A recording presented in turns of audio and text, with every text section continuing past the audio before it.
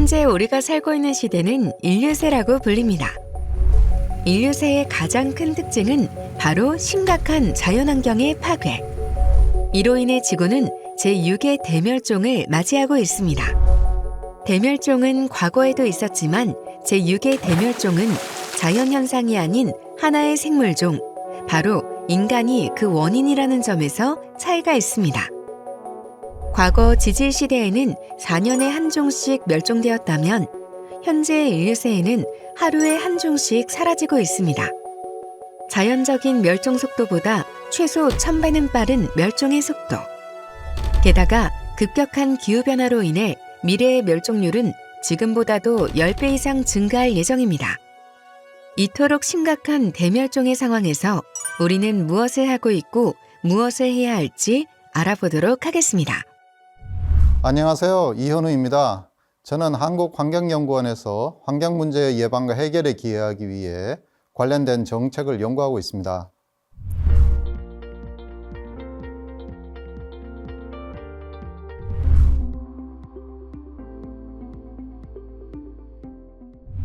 세계자연보전연맹 IUCN은 오랫동안 멸종위기 종에 대한 평가를 꾸준히 수행해 왔습니다. 2020년 자료에 의하면 소철류, 양서류, 쌍떡잎식물, 파충류 순으로 멸종위기에 처한 것으로 나타났습니다. 포유류도 예외는 아닙니다. 유엔 생물다양성과학기구가 2019년에 발표한 글로벌 생태계 서비스 평가 보고서에 따르면 야생 포유류의 생체량이 82%나 감소하였다고 합니다. 이 보고서는 자연 생태계 면적은 절반으로 축소되었고 전체 동식물종의 25%에 해당하는 약 100만 종 정도가 멸종위기에 처했다고 추정하고 있습니다. 이렇게 생물다양성은 여러 원인으로 인해 위기에 처해 있습니다. 생물다양성의 감소는 긴밀하게 연결되어 있는 생태계에 악영향을 주어 그 자체로 다른 생물종의 멸종 원인이 되기도 합니다. 오스본 윌슨 교수는 생물다양성의 위기를 히포라고 정의했습니다. HIPPO의 알파벳은 각각 서식지 파괴, 침입생물종, 오염, 인구 팽창, 남획을 가리킵니다. 이 중에서 인구를 제외한 4가지와 기후변화에 의한 영향을 더해서 5가지를 멸종의 직접적 원인으로 꼽고 있습니다. 특히 개발에 따른 서식지 감소는 생물 멸종의 가장 직접적인 원인입니다. 전 세계에는 생물종이 풍부하고 고유종이 많은 핫스팟이 여러 곳에 있는데 이곳들이 손상되면서 많은 생물종이 사라졌습니다. 자연림의 감소는 생물 다양성에 아주 회복 불가능한 그런 영향을 줍니다. 남획도 멸종의 주요 원인입니다. 산업화 이후 농업이나 어업 장비들의 발전으로 더 이상 자연이 지탱할 수 없는 수준으로 사람인들이 생물을 채취하는 것이 가능해졌습니다. 이러한 남획 현상은 특히 해양어류에서 명확히 드러납니다. 현재 어업으로 잡히는 해양어류는 다양성뿐만 아니라 개체의 크기와 숫자가 크게 줄어들었습니다. 이처럼 남획에 의해 생물종의 경제적 이용이 곤란해진 종을 가리켜 상업적 멸종이라고 부릅니다. 20세기 후반에 이르러 대형 어종의 90%가 상업적 멸종 위기에 처하게 되었습니다. 상업적 멸종은 과학적인 의미의 멸종은 아니지만 생물 자원 보전 정책에서 중요한 의미가 있습니다.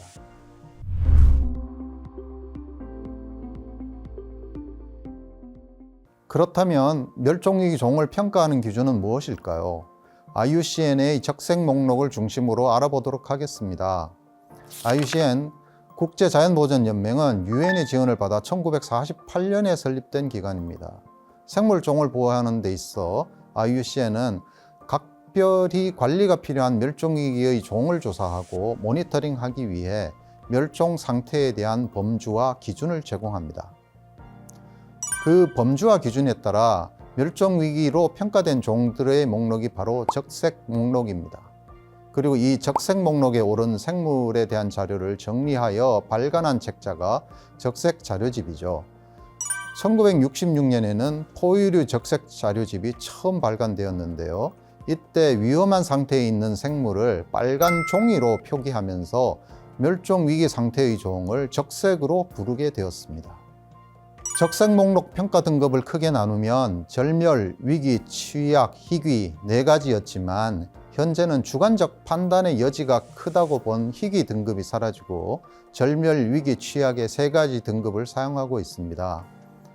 IUCN에서 평가 표준을 개발해서 1991년 제1판이 발표되었으며 2001년에 발표된 3.1판에 이르러 IUCN의 전 지구 대상 평가의 범주가 확립되었고 그 틀이 현재까지도 적용되고 있습니다. 그럼 3.1판에 제시된 평가 범주와 평가 기준을 살펴보겠습니다. 평가 범주는 총 9개인데요. 각각 절멸, 야생 절멸, 위급, 위기, 취약, 준위협, 무관, 자료 부족, 미평가입니다.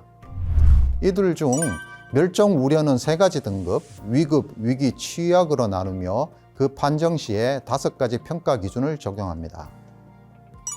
평가 기준은 개체군 감소 추세, 지리적 영역의 크기, 소개체군의 크기와 번식 능력, 극소개체군의 번식 가능 개체수, 절멸 위험에 대한 정량적 예측 분석 등입니다. 이 중 어느 하나에도 해당될 경우에는 위급, 위기 또는 취약으로 판정할 수 있습니다. 예를 들어 개체군 감소의 원인을 제거하거나 또는 역전시킬 수 없는 추세이면서 10년 또는 3세대 이내에 80% 이상이나 감소한 경우에는 위급, 50% 이상 감소한 경우에는 위기, 20% 이상 감소한 경우에는 취약으로 합니다. 어느 하나라도 심한 기준에 해당이 되면 그것에 맞는 등급으로 판정합니다. IUCN의 적색 목록 평가 방식은 세계적으로 위협 정도가 낮은 종이라고 하더라도 국지적으로는 위협에 놓여 있을 수 있고 세계적으로 취약한 종이어도 특정 지역에서는 안정적으로 유지되는 경우도 꽤 있습니다. 특히 우리나라는 유라시아의 동쪽에 위치해 있고 국토가 작고 고유종도 많아서 IUCN이 지구 전체를 대상으로 적용하는 적색 목록 평가가 그대로 적용되기 어렵습니다.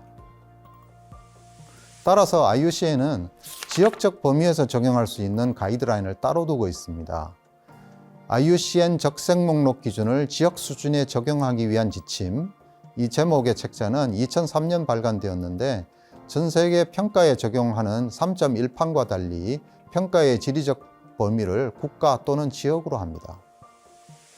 평가 범주가 달라진 내용을 보면 지역 적색 목록으로 평가하기에 부적합한 미적용 범주, 세계적으로 여전히 존재하지만 그 지역에서는 절멸한 것으로 간주되는 지역 절멸 범주가 추가된 것이 특징입니다.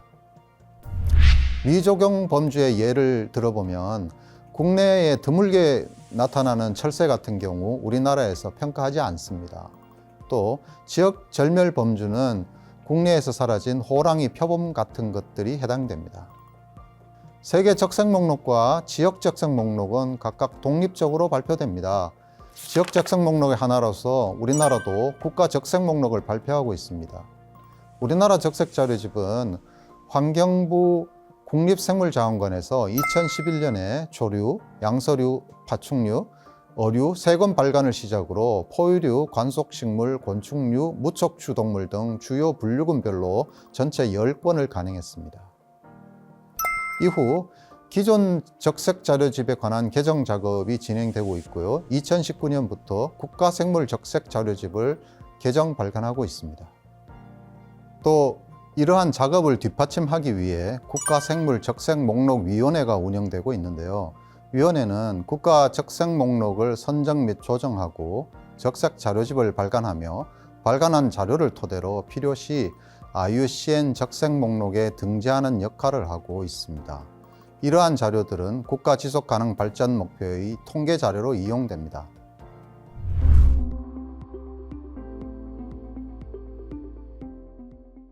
자생하는 야생 생물에 대한 종목록은 국립생물자원관에서 국가생물종 목록으로 작성하여 관리하고 있습니다. 한국의 생물종 수는 1990년대 후반에 처음 집계했을 때 약 3만 종 정도였으며 2000년대 중반 이후에는 여러 기관이 설립되고 연구비를 투입하면서 꾸준히 증가했습니다. 2023년 말 기준으로 자생생물 종수는 6만 종에 달합니다. 현재 이들 국가생물종 목록에 등재된 종들 중에서 일부를 평가하여 국가적색 목록을 발표하고 있으며, 이들 중 일부는 법률에 따라 멸종위기 야생생물과 같은 목록으로 지정되어 보호하는 제도가 운영되고 있습니다.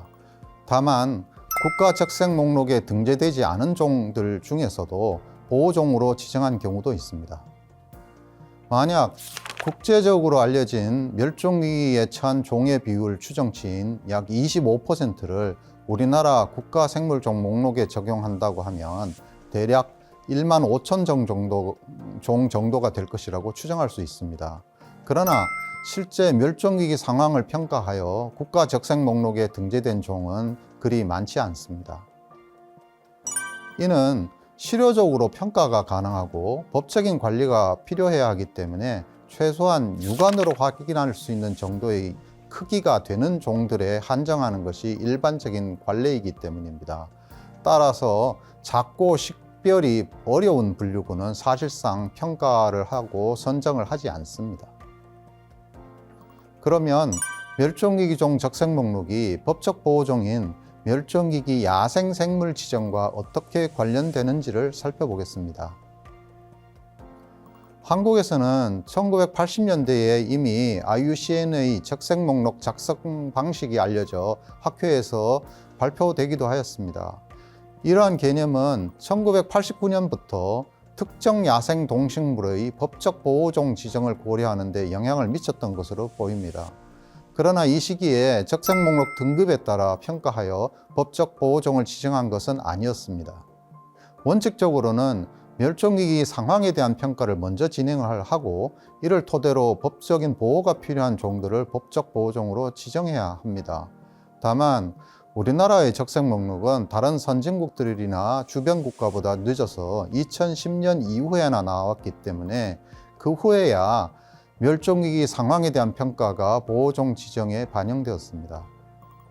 적색 목록 등급에서 멸종이나 야생 멸종은 사실상 이미 멸종에 이른 범주로 간주되며, 멸종 우려에 해당하는 범주로는 위급, 위기, 취약 등이 있습니다. 따라서 법적 보호종 지정에는 주로 이 세 가지 범주가 활용이 됩니다. 우리나라에서는 1990년대부터 2000년대 초에 자연환경 관련 법규와 정책을 마련하면서 일본의 자료를 꽤 많이 참고하였습니다. 당시 일본에서는 적색 목록 등급을 멸종위기 1류와 2류로 구분하였으며, 그러다 보니 CR은 1A류, 2A는 1B류, VU는 2류로 나누어졌습니다. 이러한 구분은 국내에서 법정 보호종 지정 기준을 마련하는 데 참고가 되었고, 이때부터 법적 보호종 지정에 관련된 전문가들 사이에는 1급을 CR 및 EN, 2급을 VU 범주와 상응하는 것으로 간주하고 있습니다.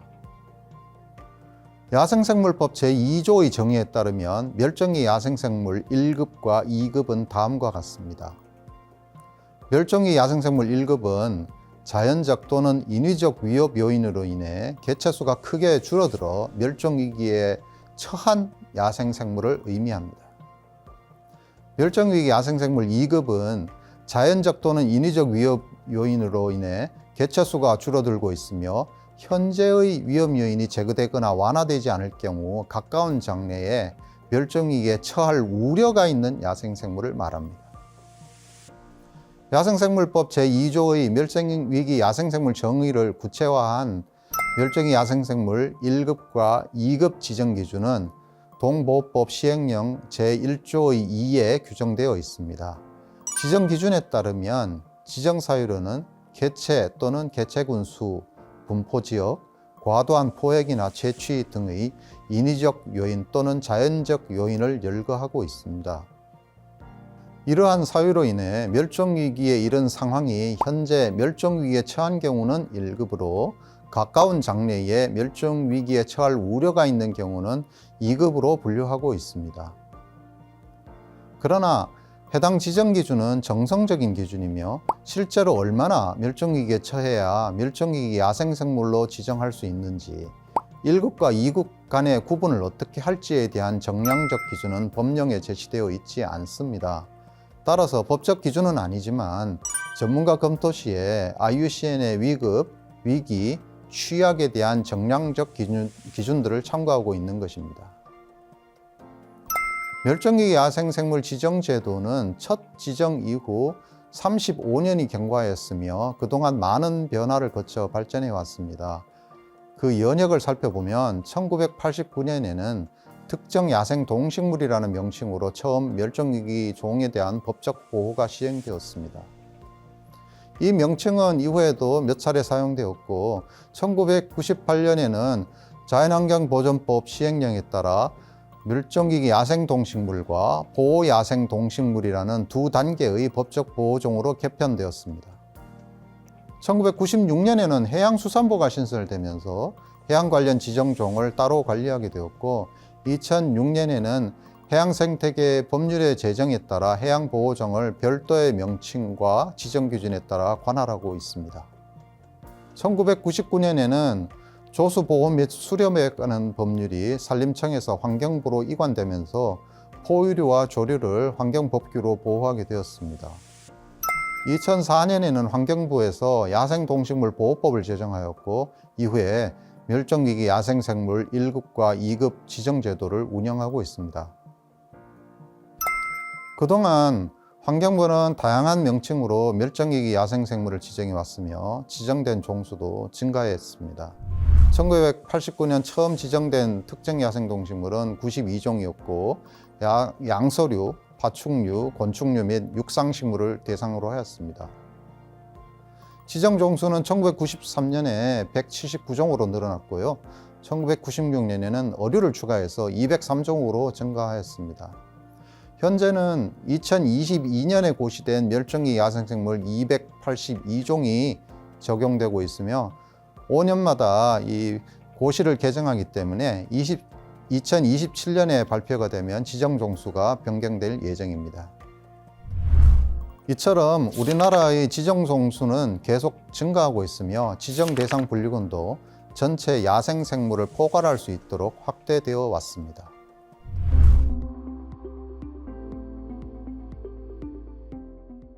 그러면 이제 우리나라의 야생생물 관계 법규와 업무에 관해서 알아보도록 하겠습니다. 야생생물법 제5조에 따른 야생생물 보호 기본계획은 5년마다 수립됩니다. 동법의 시행령 제2조에 따르면 기본계획에는 멸종위기 야생생물과 관련하여 보호의 기본 방향과 목표, 추진과제, 복원, 경비 조달, 특별보호구역 지정 등이 있습니다. 야생생물법 제6조에 따르면 멸종위기 야생생물, 생태계 교란생물 등 특별히 보호하거나 관리할 필요가 있는 야생생물의 서식 실태를 정밀하게 조사하여야 합니다. 또 보호하거나 관리할 필요가 있는 야생생물 및 그 서식지 등이 자연적 또는 인위적 요인으로 인하여 훼손될 우려가 있는 경우에는 수시로 실태 조사를 하거나 또는 관철종으로 지정하여 조사할 수 있습니다. 당해 서식 실태 조사는 야생생물 보호 기본계획에 반영을 하고 실태조사 계획을 매년 수립하여 실시해야 합니다. 서식 실태의 조사에는 종별로 서식지 및 서식 현황, 종별인 생태적 특성, 주요 위협 요인, 보전 또는 관리 대책의 수립에 필요한 사항을 포함해야 합니다. 멸종위 야생생물에 대한 서식 실태 조사는 2001년부터 지금까지 시행하고 있습니다. 현재는 국립생태원의 멸종위종 보건센터에서 이것을 맡고 있습니다. 야생생물 보호 기본계획에는 또 하부계획까지 있습니다. 이것은 동법의 13조에 따른 멸종위기 야생생물에 대한 중장기 보전 대책이라는 것이 있습니다. 시행령 제8조에 따르면 중장기 보전 대책에는 서식 현황, 보전의 필요성, 감소의 원인, 서식지 보전, 증식과 복원, 그리고 국제협력까지 포함해야 합니다. 제1차 중장기 보전 대책은 2011년 12월에 수립되었으며 현재는 제2차 계획이 멸종위기 야생생물 보전 종합계획이라는 명칭으로 2027년까지 추진되고 있습니다. 야생생물법 제14조는 멸종위기 야생생물의 포획 및 채취 등을 금지하고 있습니다. 여기서 포획 및 채취 등에는 포획, 채취, 방사, 이식, 가공, 유통, 보관, 수출입 등이 포함됩니다. 환경부 장관의 허가를 받으면 포획 및 채취에 예외가 적용될 수 있습니다. 이는 학술연구, 보호, 증식 및 복원, 전시, 공익사업 시행으로 인한 이동 및 이식이 불가피한 경우 등을 포함합니다. 또한 인체에 급박한 위험을 끼칠 우려가 있는 경우나 질병 감염이 예상되는 경우에는 허가가 없이 포획할 수 있습니다. 포획 및 채취 등의 허가를 받기 위해서는 허가 신청서를 관할 지방환경관서에 제출을 해야 하며, 여기에는 보호시설의 도면 또는 사진, 포획 및 채취 후 조치에 대한 계획서, 그리고 멸종위기 야생생물로 인한 피해를 증명하는 서류 등을 포함해야 합니다. 멸종위기 야생생물 관련 법규는 조항이 꽤 많은 만큼 위반 시 벌칙도 상당히 자세하게 규정되어 있습니다. 특히 야생생물법 제14조에 따른 포획 및 채취 금지를 위반한 경우에는 동법 제67조 내지 69조에 따라 비교적 엄격한 벌칙이 부과됩니다. 예를 들면 제67조는 5년 이하의 징역형 또는 500만 원 이상 5천만 원 이하의 벌금에 처하며, 이는 1급 야생생물을 포획, 채취, 훼손하거나 죽인 경우에 해당합니다. 멸종위기 야생생물의 보호 및 번식을 위하여 보전이 필요한 경우에 야생생물 특별보호구역을 지정할 수 있습니다. 다만 현재 야생생물 특별보호구역으로 지정된 경우는 많지 않습니다. 특별보호구역으로 지정된 곳이 많지 않기 때문에 제도 이행에는 한계가 있습니다. 따라서 멸종위기 야생생물 보호를 위한 관리계약은 주로 생물다양성 법률에 따른 생태계 서비스 지불제 계약 제도가 이용됩니다. 이 계약은 생태경관 보전지역, 야생생물 특별보호구역 등 여러 유형의 보호지역에서 체결할 수 있으며, 보호지역이 아니더라도 멸종위기 야생생물의 보호를 위해 필요하다면 이러한 지역에서 체결할 수 있습니다. 계약의 목적은 생태계 서비스 유지를 위한 것이지만, 계약의 실제 내용은 야생생물법의 멸종위기종 관리계약과 크게 다르지는 않습니다.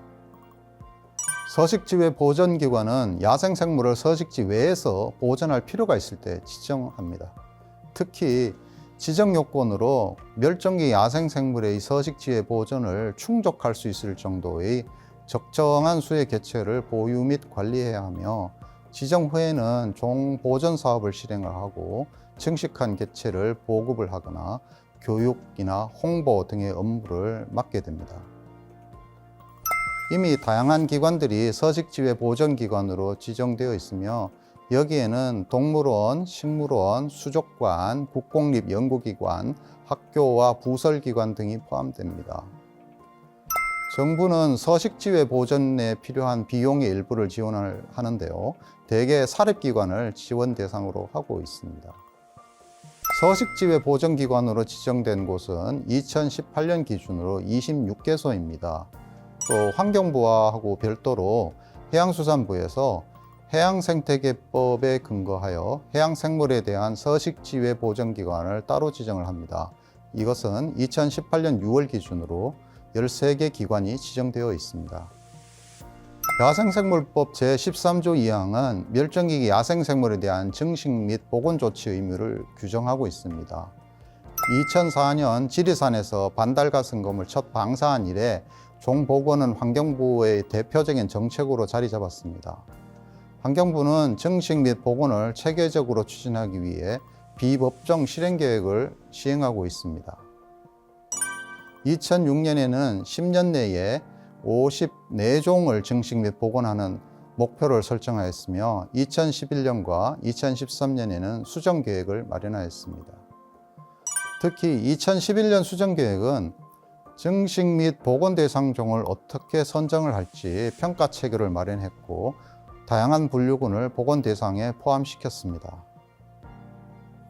당해 수정계획의 선정 평가 체계는 법정계획인 멸종위기 야생생물 중장기 보전 대책에 반영되었습니다. 2018년에는 법정계획으로 멸종위기 야생생물 보전 종합계획이 발표되었습니다. 종합계획에서 이 좀 두드러진 특징은 개체보다는 서식지 보전을 우선시해서 증식 및 복원을 진행하자는 의견들이 많아서 그러한 방향으로 개념이 전환되었다는 점입니다.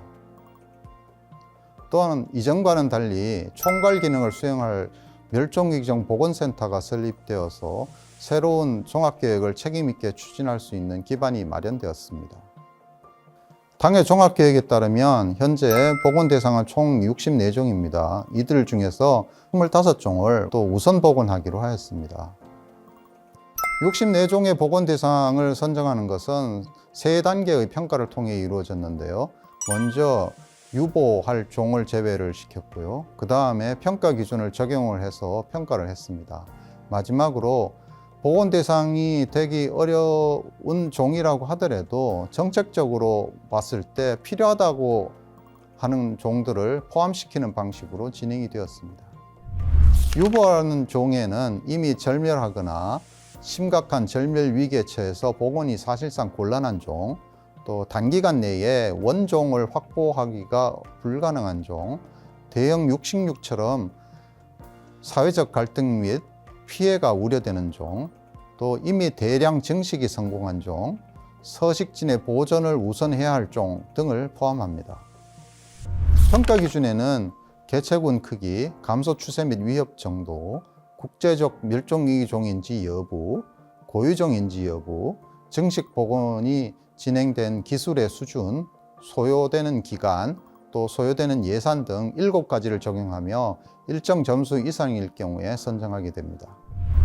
또한 유보한 종이라고 하더라도 정책적으로 복원 사업이 필요하다고 판단되는 종은 관계기관 및 전문가의 의견을 통해 복원 대상 종으로 선정할 수 있습니다. 예를 들어 반달가슴곰은 이미 대량 증식이 성공한 종으로서 1단계 평가에서 유보종으로 판별되었습니다만 3단계 평가에서 기존 복원 사업을 계속 진행을 하기 위한 정책적 고려가 필요하다고 판단이 해서 복원 대상종으로 선정되었습니다. 반면 늑대는 국내에서 사실상 절멸한 종으로 복원 시 갈등 및 피해가 우려되어 1단계 평가에서는 유보종으로 판별되었으며 3단계 평가에서는 정책적인 구제를 받지 못해서 복원 대상종으로 선정되지 않았습니다. 64종 중에서 25종을 우선 복원 대상종으로 선정하였으며 이들 우선 복원 대상종은 개체 증식을 통한 복원뿐만 아니라 서식지 개선을 통한 복원 등 전체 서식지를 대상으로 복원 전략을 수립하여 시행하고 있습니다. 전문가들은 복원 사업의 여러 유형 중에서 서식지 환경 개선을 통한 자연적 회복을 매우 중요하게 여기고 있으며 이러한 견해가 해당 종합계획에 반영되었다고 할 수 있습니다. 현재 멸종위기 야생생물 관련 업무는 정책 수립, 법령 개정, 행정 집행의 경우 지방환경관서에서 담당을 하고 조사 연구, 서식지 내외 보전, 증식 복원 등에 관한 업무는 환경부 산하기관에서 주로 수행하고 있습니다. 국립생태원 멸종위기종 보건센터는 조사 연구 및 증식 복원, 사후 관리까지 업무를 맡고 있습니다. 또한 서식지 내외 보전을 위한 업무는 보호지역을 담당하는 국립공원관리공단, 서식지 외 보전기관, 관리계약을 맡은 지자체 등이 분담하여 실행하고 있습니다.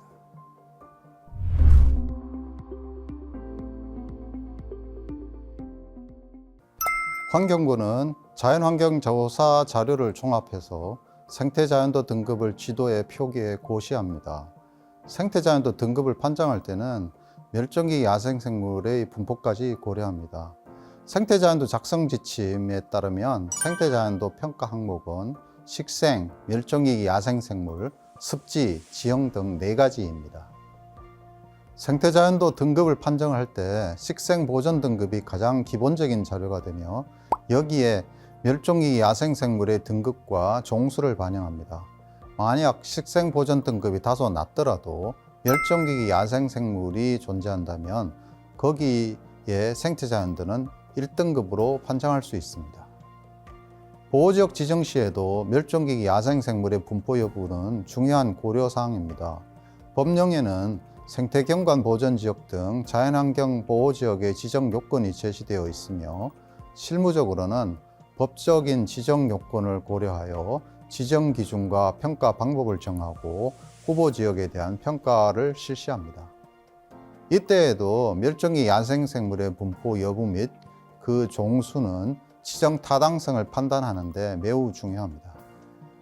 자연공원법에서는 국립공원 내에 특별보호구역을 지정을 해서 출입을 제한하거나 멸종위기종의 복원을 하는 등 조치를 취할 수 있습니다.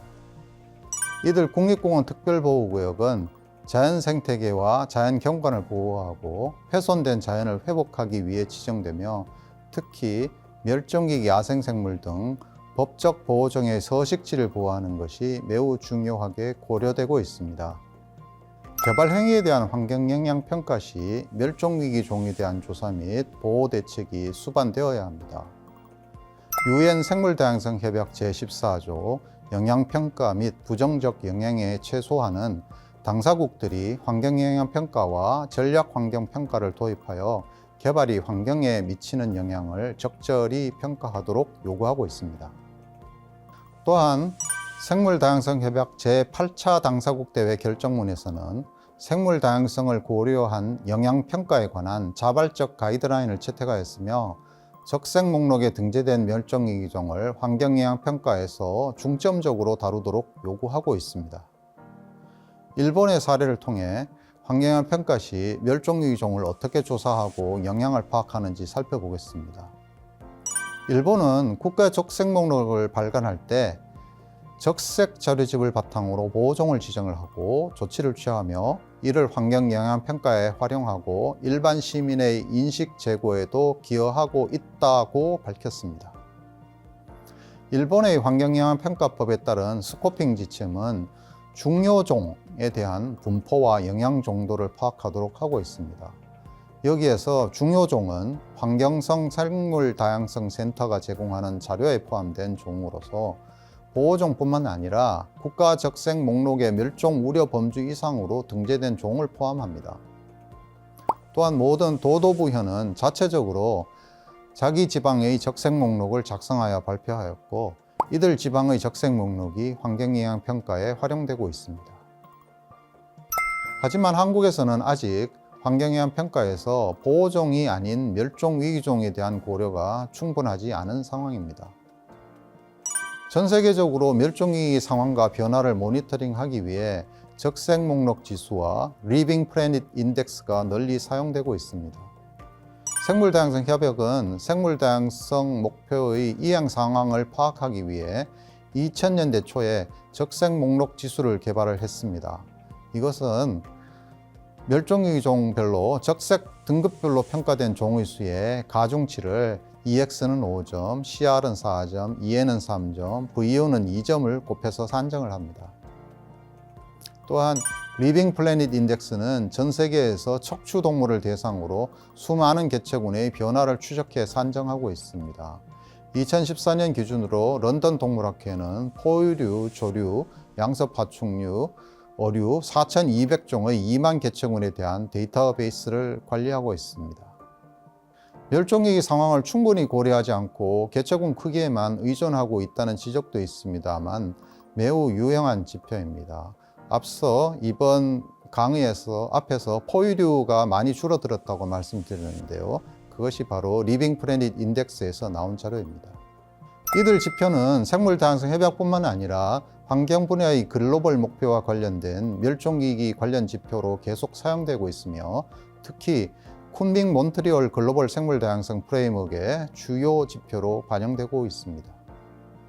또한 글로벌 지속가능성 지수에서도 적색 목록 지수를 활용하여 전 세계에서 멸종위기 종 보호 및 멸종 예방을 요구하고 있습니다. 이러한 글로벌 목표에 대해서는 각 국가에서 이행 보고서를 작성할 때 실천 결과를 보고해야 합니다.